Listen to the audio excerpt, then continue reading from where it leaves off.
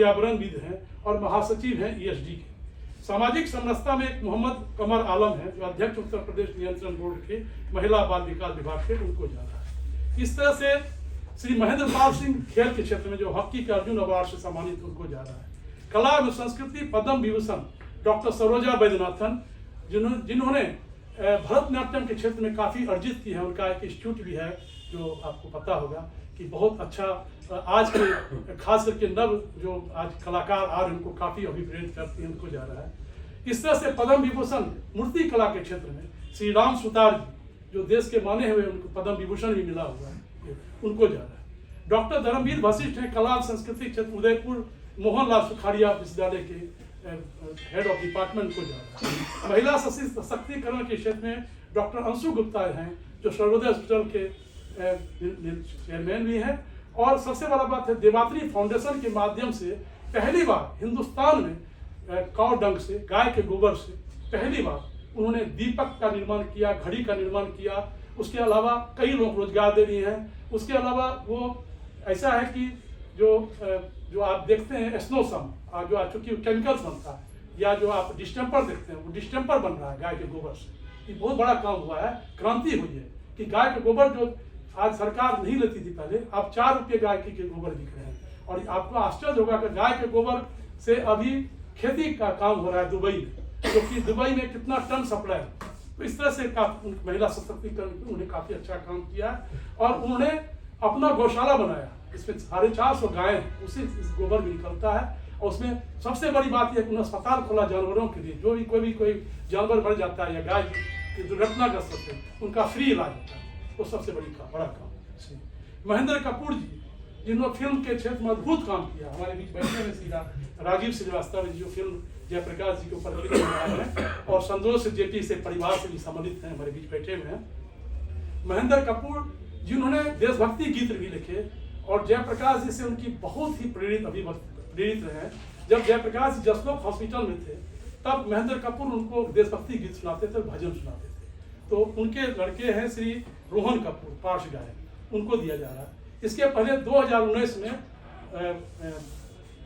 मधुर भंडारकर जी को दिया गया था, खुद लेने के लिए आए थे जब अम्बेडकर इंटरनेशनल सेंटर में, उसमें भी काफी बड़ा कार्यक्रम हुआ था, 1.5 लाख लोग उपस्थित थे। हाँ, उसके बाद सुभाष घई को मिला आपको 2022 का जो पुरस्कार है ये जा रहा है महेंद्र कपूर जी को मरणोपरांत। लेकिन उनके जो लड़के आ रहे हैं उनको भी हम लोग अवार्ड दे रहे हैं। जो उनका नाम रोहन कपूर है, जो पार्श्व गायक भी हैं और अभिनेता भी है। साहित्य के क्षेत्र से डॉक्टर उषा किरण खान, जो पद्मश्री हैं, पटना में रहती हैं। रामचंद्र खान एक आईजी थे, उनकी मिसेज है। लेकिन सबसे बड़ी बात है कि जयप्रकाश जी महिला चरखा समिति की अध्यक्ष नहीं है और उन्होंने अद्भुत काम किया है साहित्य में। डॉक्टर उषा किरण खान जी को जा रहा है। और सिख, जिन्होंने 30,000 आदिवासी बच्चों को पढ़ाया, जिसमें आज 20,000 लोग कई डॉक्टर हैं, इंजीनियर हैं और कम से कम 2-3 हज़ार उन्होंने IAS IPS पैदा किए। उनकी कलिंगा इंस्टीट्यूट के संस्थापक हैं, उनको दिया गया है शिक्षा के क्षेत्र में। और पत्रकारिता और मीडिया में सुधांशु रंजन जी हैं, जो एडिशनल डायरेक्टर जनरल भी रहे हैं दूरदर्शन के। और सबसे बड़ी बात, उन्हें जयप्रकाश जी की पुस्तक लिखी है, बहुत प्रामाणिक पुस्तक, जिस पर जेपी पर फिल्म भी बनी। किताबें लिखी, चंपारण से आते हैं और सब लोग जानते हैं, टीवी के पैनलिस्ट हैं, हर टीवी में आते हैं। श्री अरविंद मोहन जी, उनको जा रहा है श्री पत्रकारिता पुरस्कार। और कॉर्पोरेट एंड गुड गवर्नेंस में श्री विशाल सिंह, जो चेयरमैन है national consumer cooperative federation limited, जो भारत सरकार की संस्था है। और थोड़ा सा मैं परिचय और दे दूँ, तपेश्वर बाबू थे जो चेयरमैन थे बिस्कोमान के और लोकसभा के सांसद भी थे। उनके लड़के थे नेफेड के चेयरमैन डॉक्टर अजित कुमार, उनके सन हैं। लेकिन सबसे बड़ा बात है कि उन्होंने आज के युवाओं में जो उन्होंने जो दुग्ध क्रांति की है या और सारी बातें की है, जो चावल के क्षेत्र में बहुत सारा काम वो कर रहे हैं।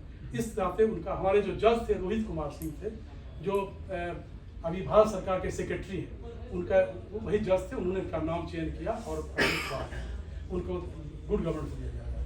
उद्योग व्यापार के क्षेत्र में सबको पता है, उद्योग व्यापार के क्षेत्र में SIS के चेयरमैन श्री RK सिन्हा, जो पूर्व सांसद भी रहे हैं, राज्यसभा सांसद रहे हैं, अभी नहीं है, लेकिन उन्होंने व्यापार के क्षेत्र में अद्भुत क्रांति की। 2,56,000 लोगों को रोजगार दिया पूरे भारत के लोगों को। और उनकी जो कंपनी है अभी 17,000 करोड़ की कंपनी है, जिसमें कम से कम 2,56,000 लोगों को, जो बेरोजगार लोग थे, उनको काम देने का काम किया।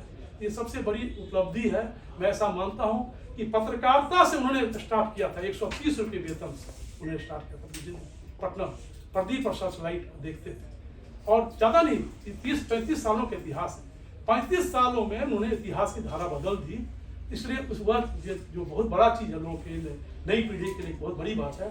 आज भी उनका काम रहता है कि जो भी लोग जाते हैं उनके पास सामाजिक और आर्थिक समस्याएं लेकर, उनका पूरा प्रयास रहता है कि हम उसको हल करने का प्रयास करते हैं, और अपने आप उनको नौकरी भी देते हैं, बेरोजगार को बेरोजगारी भी दूर करते हैं। और उनका काम और भी है, जो आज देखते हैं आधुनिक खेती के प्रति भी गंभीर है, उस पर काफ़ी काम कर रहे हैं। इस तरह से हमारा जो ये पुरस्कार है, ये हमारा अंतर्राष्ट्रीय सम्मान है। अब जो नेशनल सम्मान है वो हमारे मित्र हैं अरविंद ओझा जी, हमारा जो राष्ट्रीय कला संस्कृति है, ये भी विंग है, हमारी विंग है, उसके तरफ से जो नेशनल अवार्ड है, ये आपको बताएंगे। कौन व्यक्ति पूरा परिचय देंगे आपको इस संबंध में। आप सबों को, मेरा नाम अरविंद ओझा हुआ, और मैं पिछले 3-4 सालों से जो Loknayak Jayaprakash international studies development centre है, उससे मेरा जुड़ाव रहा है। मूलतः मैं चित्रकार हूँ। पिछले 20 सालों से मैं कला और संस्कृति के क्षेत्र में काम करता हूँ। मेरी ढेर सारी प्रदर्शनियाँ लगती हैं। कला के ऊपर मैं लेखन भी करता हूँ, बहुत सारे जगहों पे मैं जाता हुई हूँ बतौर वक्ता। कॉर्पोरेट में मेरा एक लंबा अनुभव रहा है बतौर डिज़ाइनर, और इस क्षेत्र में लाने का जो सौभाग्य है आने का और जोड़ने का, वो श्री अभय सिन्हा जी को जाता है, क्योंकि हमारे बड़े भाई भी हैं और मित्र भी हैं।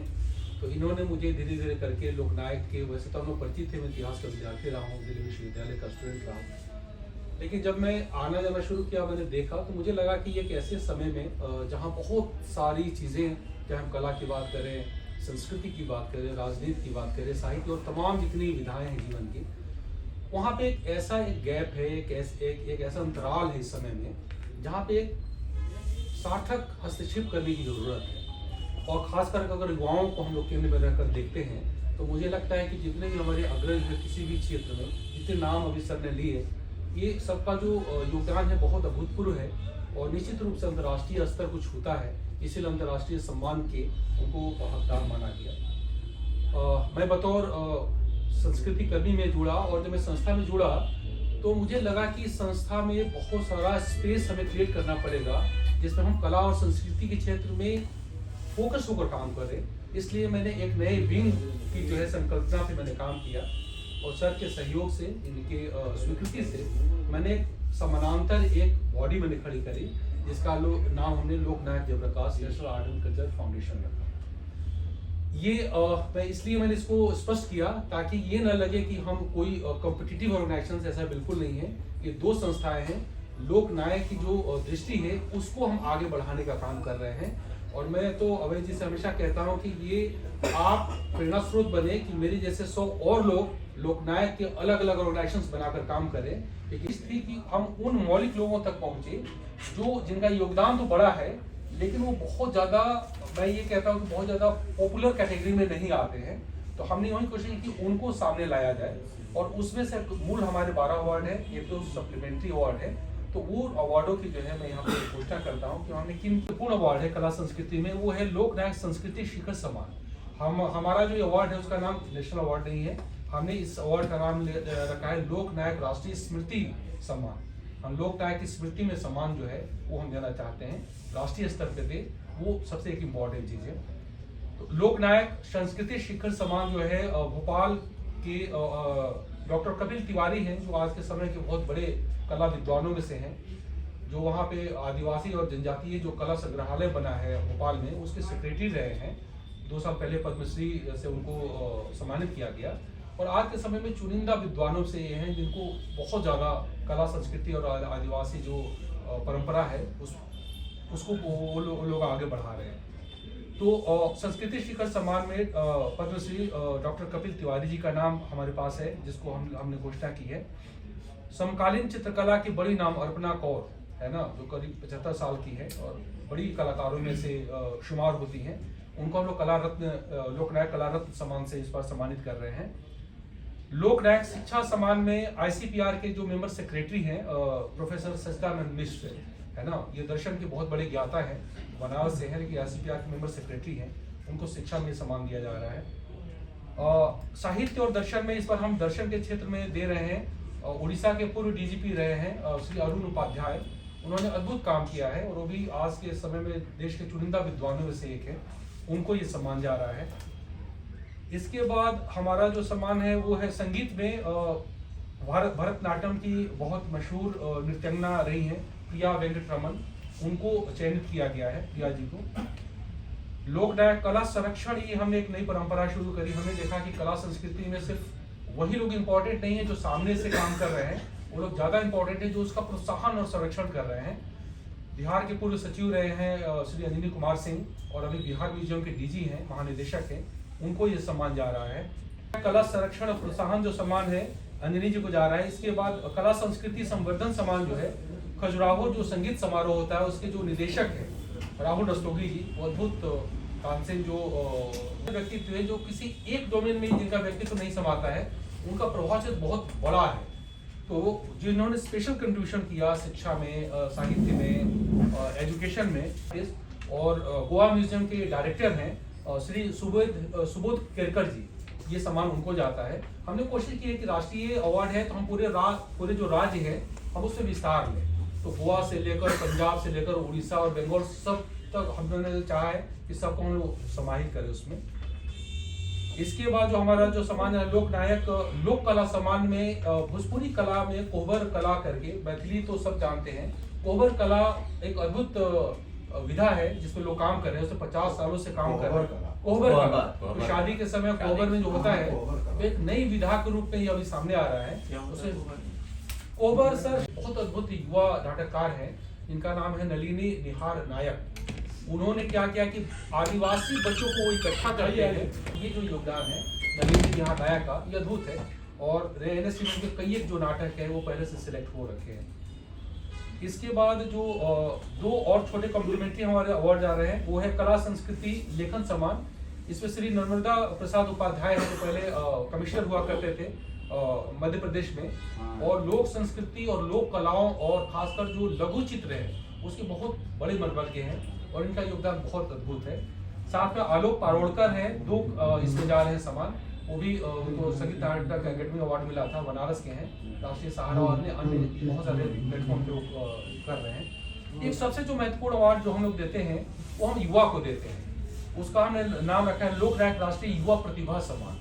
युवा प्रतिभा सम्मान में हम 40 साल के अंदर जो इनकी एज होती है उनको हम लोग चयनित करते हैं। उसके बाद उन्होंने यूपीएससी किया, अलाइड सर्विस में वो उत्तीर्ण हुए, सब छोड़कर ही फिर विदेश गए। विदेश में 12 साल उन्होंने बहुत बड़ी बड़ी संस्थाओं में बड़े प्रोफाइल पे काम किया। सब कुछ छोड़कर राष्ट्र सेवा के नाम पे फिर वो इंडिया आए। एक पत्र लिखा उन्होंने सरकार को कि मैं योगदान देना चाहता हूँ, और सरकार ने सीधे उनको चयन करके प्रसार भारती के डिजिटल विंग का डायरेक्टर बना दिया। तो ये बहुत अद्भुत आदर्श है हमारे पास, हमारे एज ग्रुप के हैं।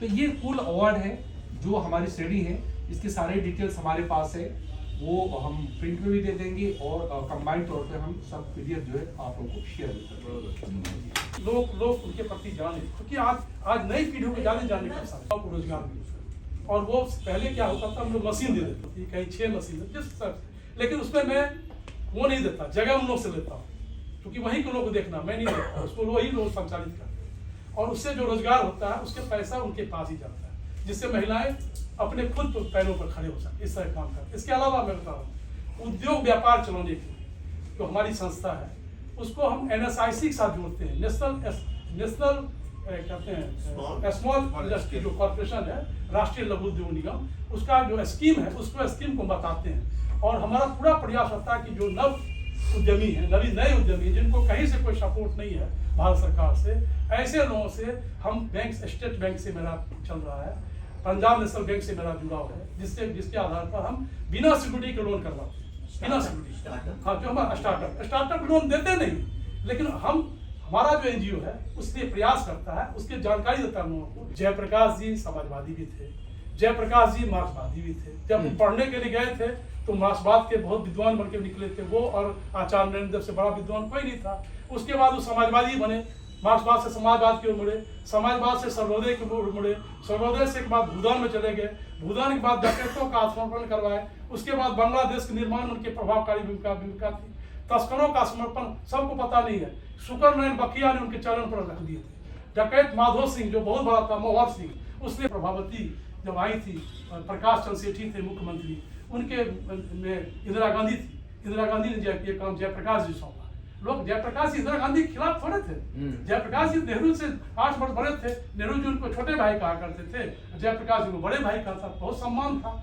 ऐसा नहीं था कि बहुत आज की तरह राजनीति नहीं थी। उस तरह की राजनीति उस समय का एक व्यापकता, राजनीति में व्यापकता थी। उनकी एक समझदारी भरी राजनीति थी।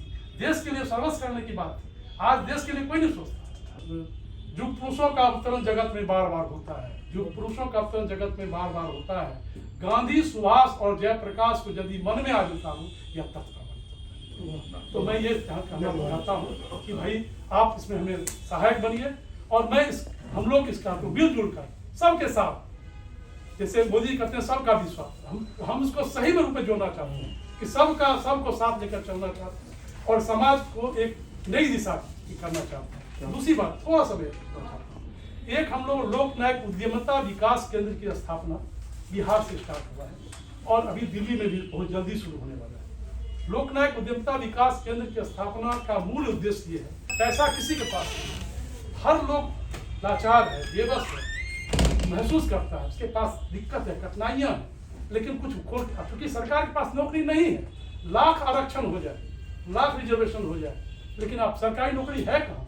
तो इसके लिए वैकल्पिक रोजगार जरूरत करने की। ये लोकनायक उद्यमिता विकास केंद्र अगले साल से दिल्ली में भी काम करने लगेगा और जो भी नए लोग हैं जो स्टार्टअप की योजना जो उसने बताया, उसको प्रयास करेगा हर बैंक से जोड़ने की।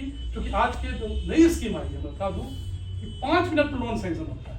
एक ऐसा ऐप सरकार ने बनाया है कि 5 मिनट में आप यदि अप्लाई करेंगे, अगर आपके सारी चीज दुरुस्त है पेपर, 5 मिनट में आपका पैसा 10 लाख तक का आपको लोन मिल सकता है। उसके बाद 20 लाख का है, 25 लाख तक का है, 2 करोड़ तक लोन जो होता है वो बिना सिक्योरिटी का है। लेकिन लोग जब जाएंगे बैंक आपको मांगेगा, बिना सिक्योरिटी का देगा नहीं। तो इस लोग मेरे पास आते हैं कहने के लिए, भाई मेरा सिक्योरिटी नहीं है या हमारा इंडस्ट्रियल एरिया में फैक्ट्री नहीं है, लोन नहीं दे रहे हैं। तो मैं बैंक के पास जाता हूँ, कहता हूँ उसको, भाई आप क्यों नहीं लोन दे रहे हैं? बैंक कहते हैं के पास कोई सिक्योरिटी नहीं है। तो सिक्योरिटी फिर आपने क्यों 1 लाख 1 करोड़ की घोषणा की? अब बैंक जो 2 करोड़ करता है, 2 करोड़ देता नहीं, 1 करोड़ 20 लाख ही होता है, उसका फिर 40% रख लेता है अपने पास। उसके बाद 1 करोड़ 20 लाख तक की सिक्योरिटी पर लोन करता है। तो बहुत सारी समस्या है, इस बात के बाद में मैं चर्चा करूंगा, क्योंकि अभी वो समय नहीं है। उसके लिए तलाश उनका साथी जयप्रकाश, और जेपी का अंतिम संदेश, युवक बचाएं अपना देश, जयप्रकाश। और जिस और जवानी चलती है उस और जवानी चलता है, तो उस राह पर हम चल पड़े हैं। हमको विश्वास है कि आपका समर्थन सहयोग मिलेगा और मैं आशा करता हूँ आप लोगों से, समाज के तमाम क्षेत्र से, कि हमें इसको और आगे बढ़ाएं। तो हम समाज में जरूर से कुछ न कुछ परिवर्तन जरूर करेंगे। मैं ये नहीं कहता, मैं तो कभी जयप्रकाश, महात्मा गांधी, लोहिया नहीं हो सकता, लेकिन 5% उनके मार्ग पर चल दे तो मैं अपनी उपलब्धि समझूंगा। मैं इनके काम से इस कारण से अधिक प्रभावित रहा हूं कि आप शून्य से जब प्रारंभ करते हैं तो उसके लिए एक हौसला चाहिए, और आपको ये समझ में आता है कि आपके साथ कोई चलने वाला नहीं है, और जो हम ये कहते हैं कि धन से जो एक सहायता मिलती है वो भी आपके पास नहीं होता है। लेकिन आज से 2 दशक पूर्व उन्होंने ये अध्ययन केंद्र जब बनाया और जेपी के नाम से ये किया, तो कुछ ऐसे लोगों को दें जो बड़े नाम हैं और उनको दें। लेकिन मुझे ये प्रसन्नता है कि कुछ ही वर्षों के बाद में जो भी नामी गिरामी लोग जिनको हम कहते हैं, वो जब ये पुरस्कार ग्रहण करते थे तो उनको खुद लगता था कि वो बड़े भाग्यशाली हैं जो जेपी के नाम से उनको ये पुरस्कार या सम्मान दिया जा रहा है। और इसी क्रम में फिर मैंने देखा युवा शक्ति की जो बात हो रही है, तो मैंने देखा कि भाई अरविंद ओझा कि वो भावना से जुड़े होते हैं। तो कला है, साहित्य है, संगीत है, और फिर उसके साथ जो सेवा का कार्य है, तो इसमें जो सिर्फ 2 दशक में इस तरह की उपलब्धि लेना, और 2-3 सुझाव जो आपके माध्यम से, इनके माध्यम से ये जो 2-3 सुझाव आए, ये तो बड़े प्रगतिशील विचार के हैं क्योंकि मैं जेपी साहब पे जब फिल्म बना रहा था तो मुझे खुद भी कई ऐसे लोगों से मिलना जुलना हुआ, और दूरदर्शन के आर्काइव में तो बहुत सी ऐसी चीज़ें पड़ी हुई हैं जिसको कभी खंगाला ही नहीं गया। तो वो सब चीज़ें इन संस्थानों के माध्यम से सामने आए। और बाकी तो फिल्म जगत में या साहित्य के क्षेत्र में, और दिनकर साहब ने जब 46 के उस समय जब वो कविता लिखी थी, फिर बाद में लिखी, फिर दुष्यंत कुमार का जो संपूर्ण क्रांति के समय वो सब हुआ, तो इन लोगों से, परिवारों से मेरा बड़ा निकट का संपर्क रहा। तो मैंने देखा कि वो उत्साह अगली पीढ़ी में भी किस तरह से स्थानांतरित हो, क्योंकि ये विचार है, एक वैचारिक प्रवाह है जो अनवरत बहते रहना चाहिए, और वो काम आप दोनों मिल के कर रहे हैं। तो आप दोनों को साधुवाद, और आप लोग भी जिस तरीके से इसमें रुचि ले रहे हैं, ये भी अपने आप में एक ऐसा विषय है जिसके बारे में अनवरत हमको काम भी। उपराष्ट्रपति से निवृत्त हुए हैं, सेवानिवृत्त हुए हैं। वेंकैया नायडू साहब 2017 में मुझे बुलाया और कहा कि मैं जयप्रकाश जी पर कार्यक्रम रखना चाहता हूँ, आप हमें क्या सहयोग करें। मैं बहुत खुश हो गया, प्रसन्न हो गया। उन्होंने कहा कि मैं 17 महीना जयप्रकाश जी के आंदोलन से मैंने जीवन यात्रा शुरू की, और मैं जेल में 17 महीना जेल में था, तो मैं चाहता हूँ कि जयप्रकाश जी को प्रदर्शनी लगाऊँ। तो हमने कहा बहुत अच्छी बात है, और यही विज्ञान भवन में प्रदर्शनी लगी थी। मेरे पास जयप्रकाश जी के 450 फोटो मैंने ऊपर किए, जो आंदोलन का फोटो मेरे पास है। बहुत कम मिलेगा, किसी के पास होगा, क्योंकि ये चीज़ हमें कृष्ण मुरारी कृष्ण जो आज नहीं है, दिवंगत हो गए हैं, और सत्यनारायण दूसरे, मैं उनका नाम ले रहा हूँ, उनके प्रयास से हमें प्राप्त हुआ था, जो आज मेरे पास एक पूंजी बन गई है। और हमारे पास 2000 पेजेज हैं जयप्रकाश जी को, जो मैं पुस्तक रूप में उसको छपाने जा रहा हूँ। मैंने हमारे पास जो उनकी भाषण है, संकलित भाषण है, कई तो धर्मवीर भारती के हस्तलिखित भाषण मेरे पास है, जो ये मैं उनको श्रेय देता हूँ। जो कवि थे, एक फरीदाबाद में रहते थे, मैं उनका नाम भूल रहा हूँ, उन्होंने मुझे समर्पित करके, तो मैं आपको दे के जा रहा हूँ। आज मेरे पास पूंजी है, मैं प्रयास कर रहा हूँ कि उसको देके इसको प्रकाशित कराऊँ। थोड़ा सा साधन की कमी है। मैंने सरकार को लिखा भी था कि हमें 50 लाख, 25 लाख, 20 लाख जो भी बजट उपलब्ध करा, मैं थोड़ा सा मैं प्रयास करके निकालूं। अगर नहीं भी सरकार करती है तो हम अपने लोगों के माध्यम से, संस्था के जो भी लोग हैं, इसको करके जरूर से निकालेंगे इस चीज़ को, जिसका नाम जयप्रकाश रचनावली होगा। क्योंकि जयप्रकाश रचनावली अभी तक नहीं प्रकाशित किया हुआ था। इस प्रयास में हम लगे हुए हैं। तो मैं बता, जैसे फिल्म की बात उन्होंने की, तो एक फिल्म मैंने जेपी बनाई थी, 13 मिनट की फिल्म, आज भी मेरे पास है। वो डॉक्यूमेंट्री फिल्म थी। हमने कुछ आज तक से लिया, कुछ दूरदर्शन से लिया, और कुछ अपने लोगों के जो नए बच्चे थे, नए बच्चे ने, आपको आश्चर्य होगा, वो फिल्म मात्र 25-30 हज़ार में फिल्म बनी थी। मैं 2013 में बनाई थी। तो एक लड़का मेरे साथ बैठा हुआ है, पंकज, जो इसने नई टीम ला के दिया था, और मैंने फिल्म बनाई। उस फिल्म को चलाया भी, हर जगह चलाया। जैसे प्रोफेसर आनंद कुमार के भी इंटरव्यू हैं, और लोगों के इंटरव्यू हैं, कुमार प्रशांत के भी इंटरव्यू। मैं देश के जो जेपी के साथ रहे सबका आर्काइव में बनाया हो, रखा हो उनके लिए, जितना मुझसे प्रयास हो, किसी बिना सरकारी सहायता से जितना भी तक कर रहा हूँ। 22 साल में मैंने पूरा, मेरा अपना अच्छा खासा बिजनेस था, अभी भी ऑफसेट प्रिंटिंग है, लेकिन मैं पूरी जीवन को समर्पित कर रही हूँ जयप्रकाश जी के लिए। मैं भाई अभय सिन्हा ने जो जयप्रकाश रचनावली की जो बात अभी कही, तो मैं इनको सुझाव देना चाहूँगा कि ये प्रस्ताव आप भारत सरकार का जो प्रकाशन विभाग है, सूचना एवं प्रसारण मंत्रालय में, हाँ, उसमें अभी वो डीजी हैं मिसेज अनुपमा भटनागर, आप उनसे मिलिए, मैं बोलता हूँ उनको। और है किंतु तेज तेरे हुकारों, 2 दिन पर्वत का मूल ला, फिर उत्तर सिंधु का ज्वार गया, पर देश देख को एक नई तलवार गया। सेनानी करो प्रयाणव है, भावी इतिहास तुम्हारा है, ये नकद तमा के बुझते सारा आकाश तुम्हारा है जयप्रकाश वह नाम जिसे इतिहास मादर देता है, बढ़कर जिसके पद चिन्हों को उड़ पर अंकित कर देता है जयप्रकाश नाम समय के करवट का अंगड़ाई का, तूफान बवंडर से दावों से भरी हुई तलवार का। बहुत लंबी कविता है, इसमें जाना नहीं चाहिए। नमस्कार दोस्तों, आज हमारे साथ अभय सिन्हा जी हैं। अभी यहाँ पर एक कॉन्फ्रेंस के दौरान उन्होंने जेपी के बारे में बहुत सी बातें कही हैं, उनके नाम से अवार्ड दिए जा रहे हैं, बहुत अच्छी बात है। ये बहुत बड़ी मुहिम है, बहुत पहले से ये होना चाहिए था। काफ़ी देर लगा दी आपने आते आते, जबकि 2014 में मोदी जी सरकार आ गई थी। तो क्या आपने उस टाइम मोदी जी सरकार के पास जाके इस चीज़ के लिए बोला नहीं कि उनको जो है अपने उनके कार्यों के लिए निरंतर प्रोग्राम होने चाहिए? बिल्कुल सही कहा आपने, आपका प्रश्न बहुत सही है, उचित है।